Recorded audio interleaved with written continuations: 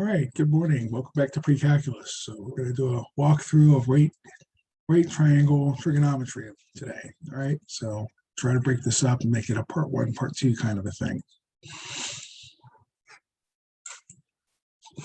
All right, so this is very typical kind of a problem. Okay, it's very standard. You do have to memorize what your trigonometric ratios are going to be. Okay, so if you're wondering, like, do I have to know what sine and cosine are? I'm like, yeah, a little. Okay, so we have an angle. We don't know what the angle is. We don't really care. Okay, we have 15, we have 8, we have 17.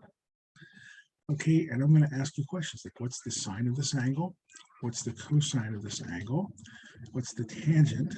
So down here, tangent of the angle, cotangent, secant, and cosecant. Okay, I really do recommend like finding a pattern to write this stuff down, because secant and cosine, those are right reciprocals. Remember, the co stands for complementary. That's the 90 minus the angle, not the reciprocal function. Okay, so those are different things. And you also notice that we do not have inverse. We don't have 1/overs. Okay, in order to get the, if we wanted to figure out like what the value was, the button you want to do is the x to the 1/2. That means reciprocal. Okay, if you're looking at this minus 1/2, that's something different. We'll get to those. Those are inverse functions, not reciprocal. Okay, you want this button for the reciprocal if you want to use a calculator to help you. But in this case, we don't need that. Okay, so the sine of the angle, right, that is the opposite of the hypotenuse. So that is going to be 18/17, or 8/17 rather. Cosine is the adjacent, that's 15/17. Tangent is the opposite over the adjacent. Okay, so just to kind of reiterate, right, sine is equal to the opposite over the hypotenuse. Okay, cosine is the adjacent over the hypotenuse. Okay, and the tangent is equal to the opposite over the adjacent. All right, so that's what we've done.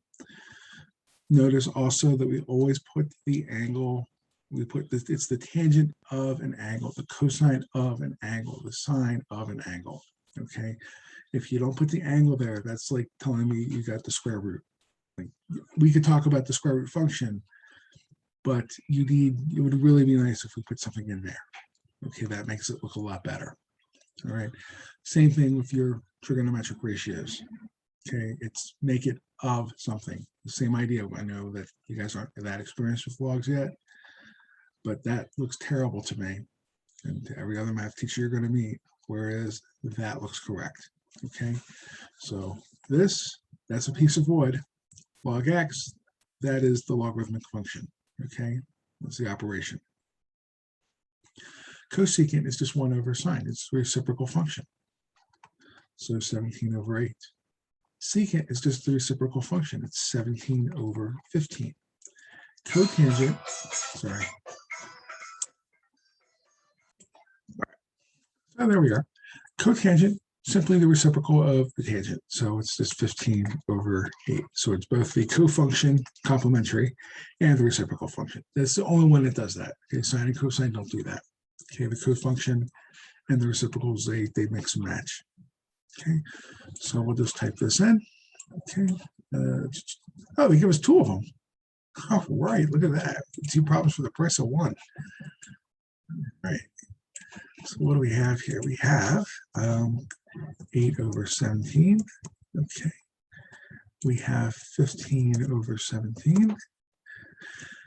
We have 8/15, and again, we still don't know what the angle is, but you know, did that keep us from solving the problem? No, it did not. Okay, and that's 17/8.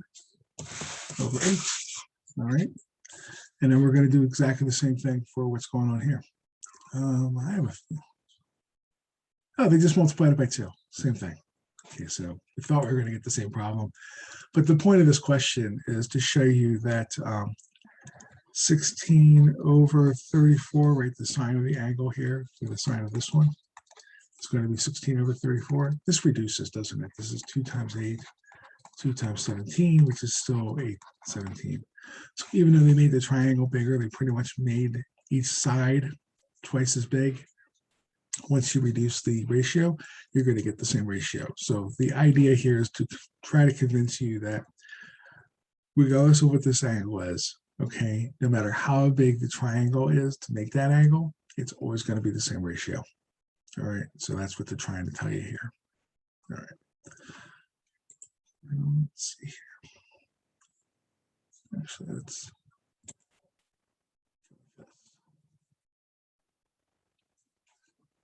all right. All right, so this one, okay. So you first use the Pythagorean theorem to find the exact length of the missing angle of the right triangle. This would be a quiz question. Okay, this really could. It says find the values of the 6 trigonometric functions for the angle theta. The opposite side is the shortest side. Okay, so I don't want to draw this one, and I must always draw them in this configuration for triangles. They said the opposite side is the short one. So here's my theta, here's 2, here's my right angle, and then here's my 8. All right. Again, I don't need to know what the angle is, but we do need to know 8 squared plus 2 squared is equal to c squared, right? Adjacent plus opposite, both squares is equal to c squared. So this is 64 plus 4 is equal to c squared. C squared is equal to 68, and we're going to take the square root of that. Okay, this does not have a square root, but 4 goes into 68, what, 17 times. So this is 4 square roots, this is 4 times 17 here. And what we're going to do is we're going to say this is 2 times the square root of 17. This is my C, okay? So when I go back up to my triangle, this is 2 square root of 17, right? That's what I'm going to need to get the hypotenuse, okay? So this is, did they want decimals or did they care? So we're going to say 2 square roots of 17, all right? This is exactly the kind of question I would ask you on an exam, on a quiz, all right? So here we go with the triangle.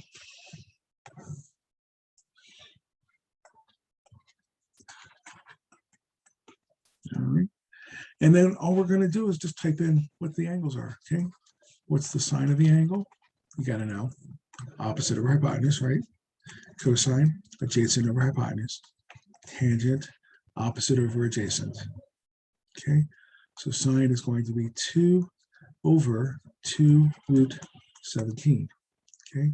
Cosine is going to be 8 over 2 root 17. Tangent is going to be 2/8.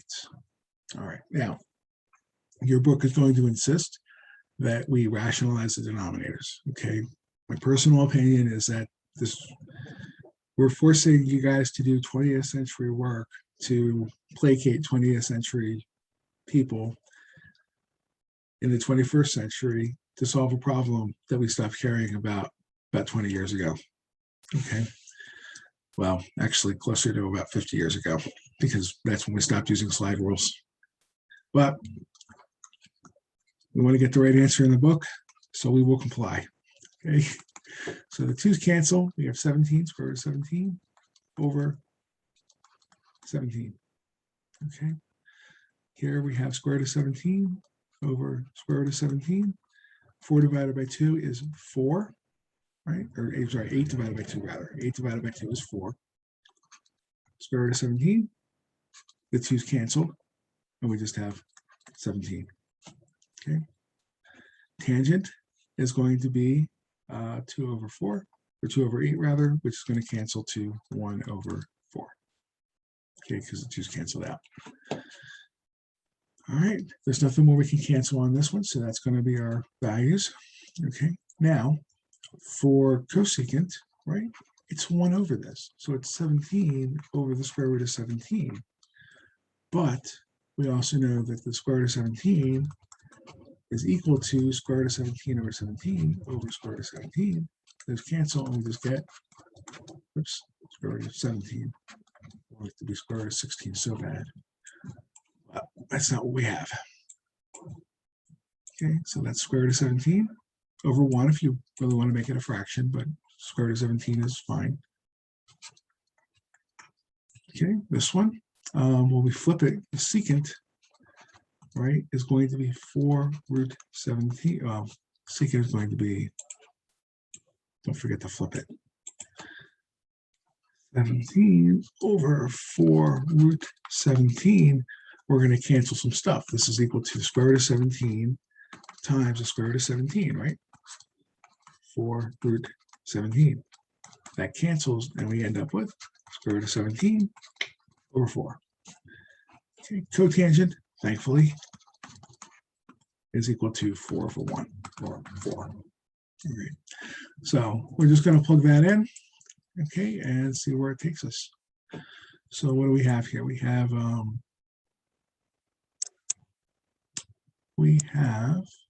those canceled. Oh, this is just oh, this 8 goes to the triangle, sorry. So this was square root of 17 over 17. All right. Cosine, right, is going to be 4 root 17. So this is 4 root 17. Oops, know that. Just want the arrow key divided by 17. Oops. Yeah. Okay, tangent was what? Tangent was 1/4? Quarter. Okay, cotangent. Cosecant. All right, cosecant was root 17. All right, and secant was root 17 over 4. Okay, root 17 over 4. Okay. One of the things about secant and cosecant is that they need to be 1 or larger. Sine and cosine need to be 1 or smaller. All right, so let's see if we got that correct. Looks like good. Moving on. Okay, this would be, I would not lose any sleep if I gave you this as a quiz question. Okay, so you should be prepared for something like this. I might give you a hypotenuse and a leg. I might make it a picture. All right, I'll ask you like this one again. Perfect question. Okay, so add 3. All right. So in this case, we have, here's the value of a trigonometric function. Okay. Find the angles of the 5 remaining trig functions. Okay, give the exact answer as a simplified fraction. Okay. This would be another, this would be fine as a quiz question. I would not lose any sleep over giving you this as a quiz question. All right. Square root of 10 over 10. What's that mean? Well, isn't the cosine equal to the adjacent over the hypotenuse? So when you get something like this, I would say don't fight it. Okay, just don't fight it. This is, if you want to do it this way, we could say this one here, adjacent is the square root of 10. The hypotenuse is 10. Okay, now we have to figure out the remaining parts of this. Okay, so we have a squared plus b squared is equal to c squared. We don't know the adjacent squared, but we do know the square root of 10 squared is 10 is equal to 10 squared, which is 100. And we're solving for a squared here, right? So this is a squared is equal to 90, right? And 90 is 9 times 10. So when I want to take my square roots, we have 9 times 10, and that's going to be 3 root 10. So my adjacent side here, 3 root 10. Okay. So now we could write down, oh, sorry, the adjacent side I wrote down as the opposite. We didn't need to do that. Let's swap the positions. Okay, my apologies. So this is square root of 10 for the adjacent side. Okay, if you were looking at that before, it's like, yeah, we caught it. Okay, but sorry for the confusion there. Adjacent side is square root of 10. Opposite side is 3 root 10. Okay, and now we can do the rest of them. Okay, secant's not going to be bad, right? Secant, what's secant? Secant is 10 over root 10. But 10 is really square root of 10 times square root of 10 divided by square root of 10, which is just square root of 10. Tangent, okay, is the opposite over the adjacent, right? Tangent's just 3. What's cotangent? Third, right? It's 1 over. Okay, so we have sine, or we have cosine, secant, tangent, cotangent. We need the sine and the cosine, or the sine and the cosecant rather. So the sine of this angle, okay, is the opposite. So it's 3 root 10 over 10. Okay, the cosecant, that is 10 over 3 root 10. So 10 is really the square root of 10 times the square root of 10 divided by 3 times the square root of 10. Something cancels, and we end up with square root of 10 over 3. Right? So that is the rest of my trigonometric functions here. That's fine. We can go on with that. What are we doing here? We didn't want statistics. You guys, trig for you guys. Okay, so what's my sine? S-I-N-E, not my astrological sign. Okay, so we have 3 root 10 divided by 10. Tangent, well, that was 3, right? Tangent was 3. Okay, cotangent, well, that one's probably the nicest one. It's 1/3. Okay, cosecant, that was 1 over the sine, right? There's the reciprocal function of the sine.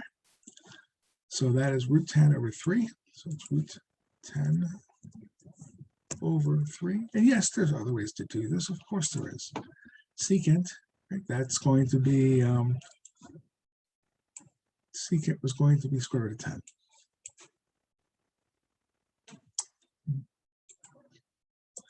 And that's what they want. Okay, so they want it expressed in exact values. We rationalized all the denominators. We should be okay. Okay, again, would not think twice about giving you this as a problem. All right. Actually, I would think twice about it because I think this will be a little bit too easy. Okay. No, it's still okay. It's still okay. Okay, so there we go. Let's look at 10. Okay, cotangent. Find the exact value of cosine. Do they want us to do anything weird here? Or are they okay?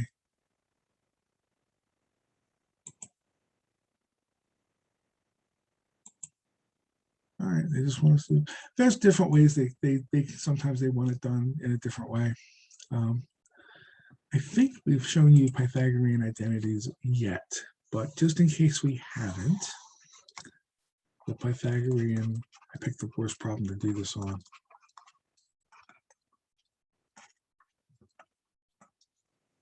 Actually, let me cheat. Do they ask you over here somewhere? No. No. No. A little bit. No. All right. Let's show you this. All right. We have a squared plus b squared is equal to c squared, except for c squared, I'm now going to call it r squared because we're looking at it as the radius on the circle rather than one triangle. Okay, so that's now r squared. And then here's our a squared and b squared. Okay. What if I divide everybody by r squared? Right? Multiplying both sides by 1 over r squared. So what we're going to have is a over r squared plus b over r squared plus, or equals 1. So remember what the picture looks like.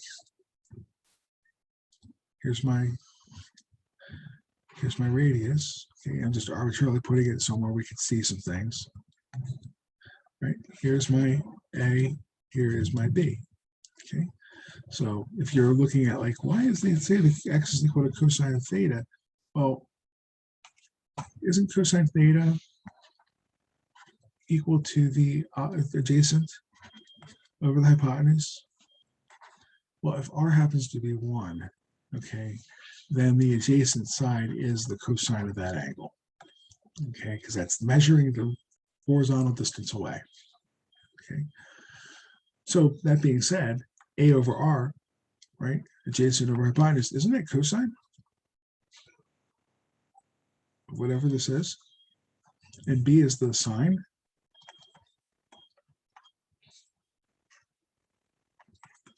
So here's my Pythagorean identity: is sine squared plus cosine squared is equal to 1. All right, I cannot stress how important this particular identity is. You will use it for as long as you're in math or engineering, and possibly even further. Okay, so you will use this for your entire career. It is one of those things that is like, it's so, you have to know this. Okay, so even more important than the logarithm rules. All right, you know how I feel about them. Okay, so this should be the last thing that Alzheimer's steals from your brain before we go. All right. Now there's two others, and I'm going to show you how to get them because I never memorized them. I always memorize this one because this one is the one that gets used most often. The other two do get used, but less so. And if you find that you need them, it's easy to derive them from this formula rather than trying to memorize all of them. Okay, you're going to find in this class you're going to have to have memorized a lot of stuff.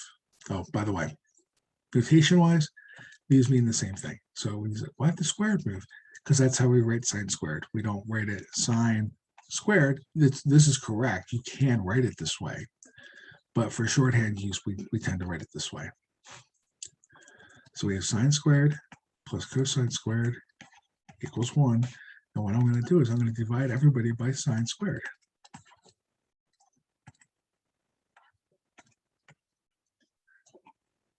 So my result is sine squared over sine squared is 1 plus cosine over sine. What is that? That's cotangent squared. And then what's 1 over sine? It's cosecant squared. So that's one of the other Pythagorean identities. Of all of them, of the three of them, this one's probably used least of all. Okay.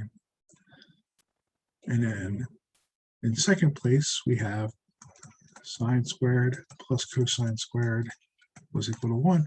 Well, we had a turn dividing everybody by sine. Why don't we take a turn dividing everybody by cosine? All right. So what's sine over cosine? That's tangent. Okay, there's another identity that you're going to memorize for the rest of your life. All right. Cosine over cosine, that's 1. Cosine, 1 over cosine, that is secant squared. Okay, so that's another Pythagorean identity. Those are the three. This one gets used more often than this one. Okay, so this is like about double or triple the number of times that this one gets used. But this one is used like for every 99 times you use this one. I should say for every 1,000 times you're going to use this one, you'll use this like 900 times. I'm sorry.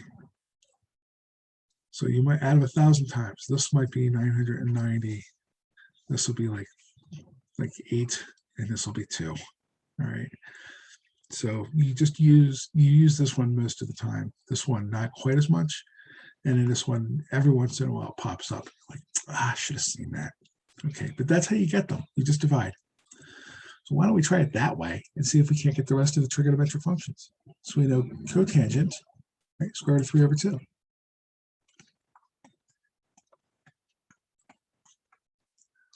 Do you have any Pythagorean identities that deal with cotangent? Oh, we sure do. That's this one. So let's use 1 plus cotangent of theta squared is equal to cosecant. squared. So 1 plus square root of 3 over 2 squared is equal to cosecant squared, or theta. Okay, so this is going to be 1 plus 3 over 4 is equal to this thing. 1 is really just a fancy way to write 4 quarters, isn't it? So 4 plus 3 is 7 quarters is equal to cosecant squared.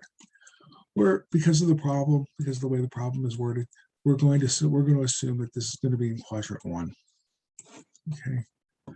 So when we talk about taking a square root, we're going to assume the positive one because we're talking about quadrant 1. So this is square root of 7, right, divided by 2. All right, taking the square root top and bottom. All right, and technically this should be a plus or a minus, but we know we're in the first quadrant, so we know that cosecant is positive. Okay. Let's see here. What can you tell me about the tangent? Well, if cotangent, right, is the square root of 3 over 2, tangent must be 2 over root 3. But we're going to rationalize the denominator here, so we have 2 root 3 over 3. That's my tangent. All right. Oh, if I know the cosecant is 2 over root 7, what's sine? It's 2 over root 7, isn't it? We just take the reciprocal. So it's root 7 over 2. Sine is 2 over root 7. But of course, we are going to do this to it. So we have 2 root 7 over 7. Okay. I'm sorry for writing it in like Hebrew or Arabic and going this way, but that's where I have my room. So that's what we're doing. All right. Tangent. Okay, tangent is there. So we have tangent. What is my values for tangents here? Right, we had tangent squared plus 1 is equal to secant squared. Okay, so we have tangent, keep writing. So we have tangent squared plus 1 is equal to secant squared. Well, what's tangent? Tangent was 2 root 3 over 3.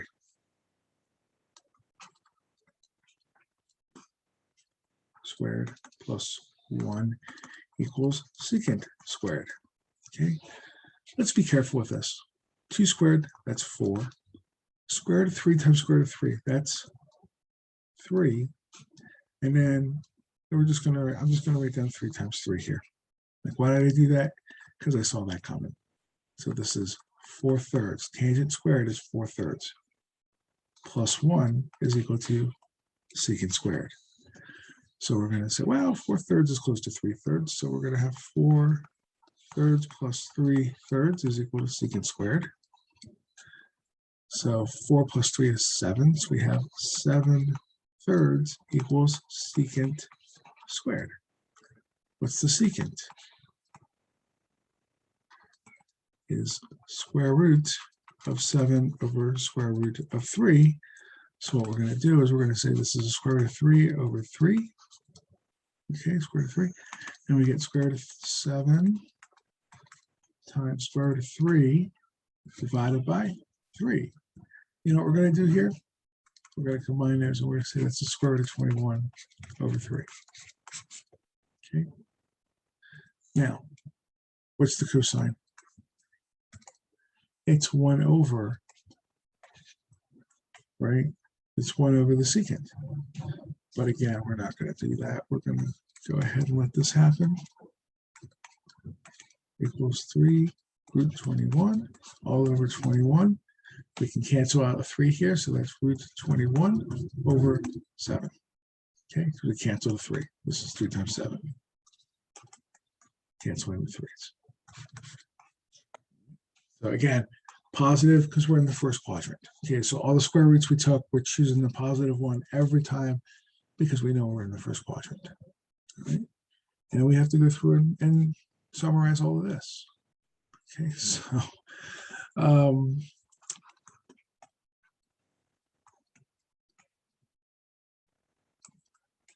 I'm just going to make a little table here so I can just kind of summarize. I don't want cotangent, I want tangent.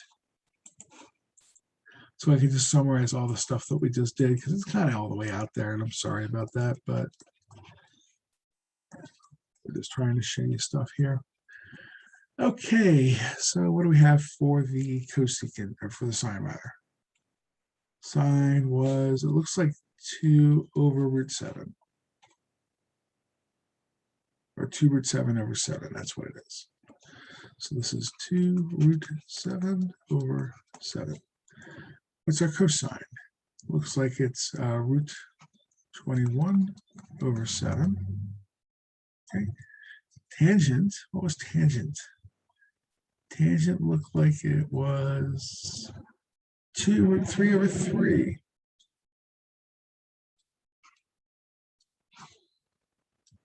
Okay, cotangent. Did we start with cotangent? What did we start with? Cotangent was square root of 3 over 2. Okay, what's secant? Secant, right, was this guy here. Secant was root 21 over 3. Okay, and cosecant, what was that going to be?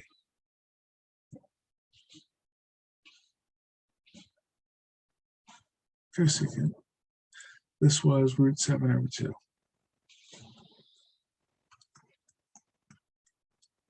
Effect. Root 7 over 3, root 7 over 2. There we go. All right. Hopefully we did the arithmetic right, so we can just write these guys down. But the cosine was root 21 over 7. Okay. And both of these are going to work out okay. Okay, either way you do it is fine. Okay, oh, they only wanted the 1. Yeah, all right. Just in case I give you a problem like this on a quiz, like I actually don't have a preference to how you do this. If you want to draw the triangle and do it that way, that's how I would have done it. But that's fine. If you want to go through all the Pythagorean identities, then that's fine too. They're both going to give you the same answers. They're both correct. So either way you go is okay.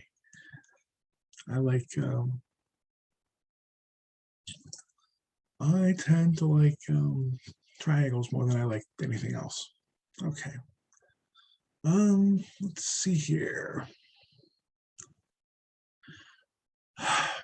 Provide a counterexample by using a special angle. Give the exact answer as a simplified fraction if possible. Rationalize denominators if necessary. It's not necessary, but I guess we're going to. Okay. Cotangent and tangent. Okay. What is a 1 over? Is it 1 over tangent? Isn't that equal to cotangent? Okay. Well, what's tangent of pi over 6? That is root 3 over 3. And cotangent of pi over 6, that's root 3. All right. There's those basic angles, right? Pi over 6, pi over 4, and pi over 3. You kind of have to know the sine and cosine of all of these guys here. Okay. Did you have to know it like right now? Like, no, you're going to have time to count it out and work on this. But the further along you go, like the more impressed your teachers are going to be with you that you know these angles off the top of your head, because most of your generation doesn't. And that's okay. If it was in my pocket the entire time when I took trig, I don't think I would have memorized them either. But since you were on your own to figure that out, we memorized them. Okay. So what do we have here? Like this is just 1 over root 3, isn't it? That's what this is. So we have 1 over root 3 times root 3 plus 1. Well, what's the sine of pi over 6? Sine of pi over 6, that was 1/2. All right, that was 1/2. So what we're going to have here is going to be The cosecant of pi over 6 is the reciprocal value. It's 2. So cotangent over sine. Okay. I mean, this is technically cotangent squared theta plus 1, right? Because 1 over tangent, oh, no, it isn't. This is 1 plus 1.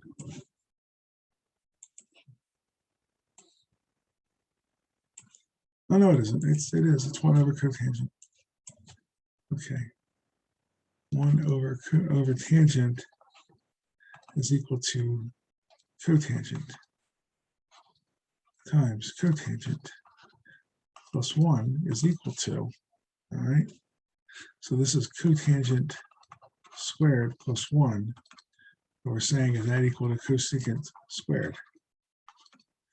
Is it? Let's look back up to where we did some of this. Oh, what do you know? 1 plus cotangent squared is cosecant squared. So when I do this, I have an idea, right, of where we're going.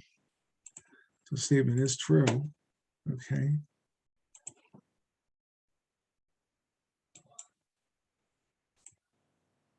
Well, I don't know if I like that at all. This was 2. Right? This was 4. Oh, that's why. Because cosecant of this is, no, it's 2. 2 squared is 4. Oh, it's not going to be the same. All right. So this is going to be, oh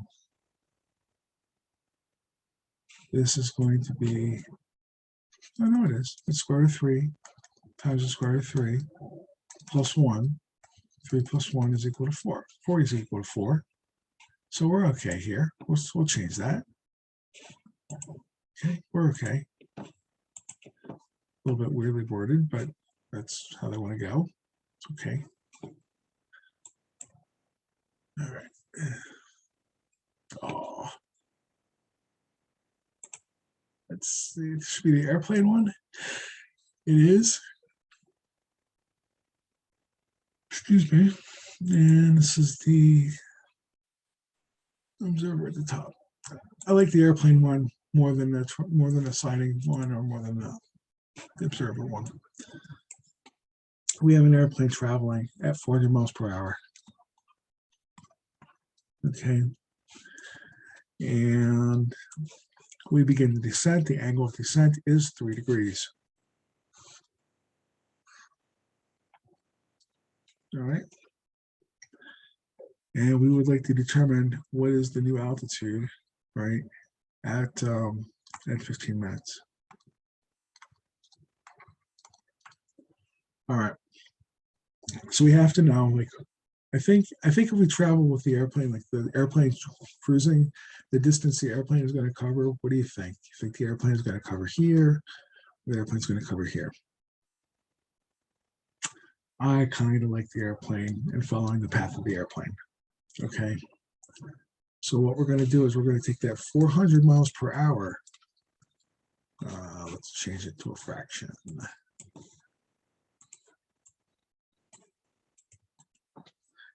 400 miles in 1 hour. Okay. Times, what's 15 minutes? That's a quarter of an hour. And the hours are going to cancel out. We've got 400 over 4. That's 100 miles. We travel 100 miles in 15 minutes. So we know that we have 3 degrees. We know that this leg is 100. We'd really like to know what this leg is. Okay, we don't care about this one so much. So what we're going to try to do is we have 3 degrees here. We need to relate an angle to the opposite and the hypotenuse. Do you have any trigonometric functions that relate the angle, the opposite side, and hypotenuse? That would be sine.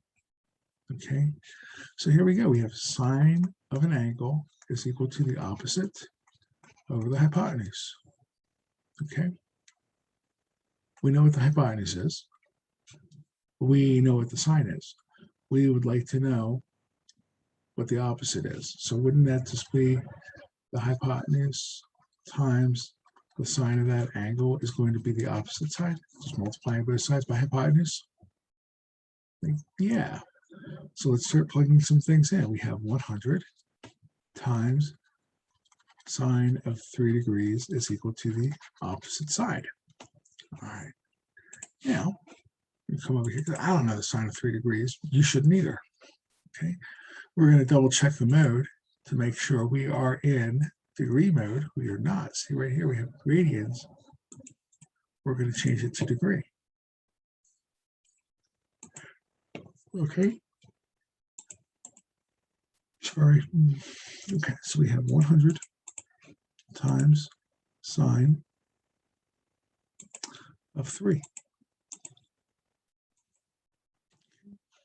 So my opposite side, 5.23. What's my units? Miles.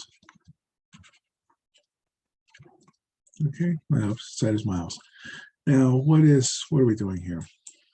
Okay, this is why I like it. I like this problem because it's got a couple of moving parts. So the altitude began at 6.9 miles. We've now dropped, right? 4.23 or 5.23 miles. What's left? 1/10 of a mile. All right, so we started off at 6.9 miles minus this opposite side. That's 5.2 miles, right? So we go ahead and do that. So that's going to be 7. That's going to be 1.7. Our new altitude is 1.7 miles.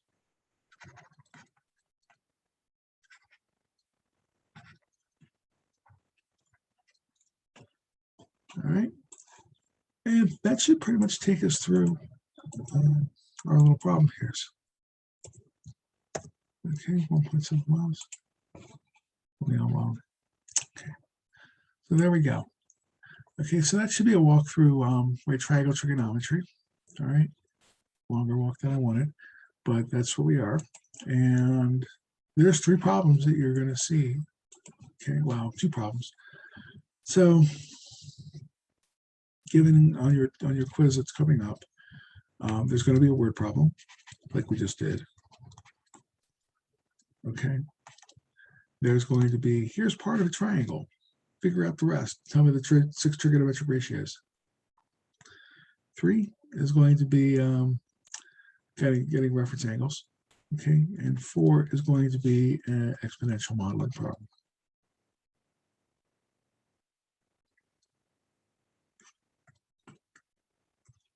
And I'll cover that when we do our quiz review. Okay, so good luck with finishing problems, 4.4 here, and start prepping for exam or quiz, and we should be good to go. All right, so thank you for that, and I will see you next time.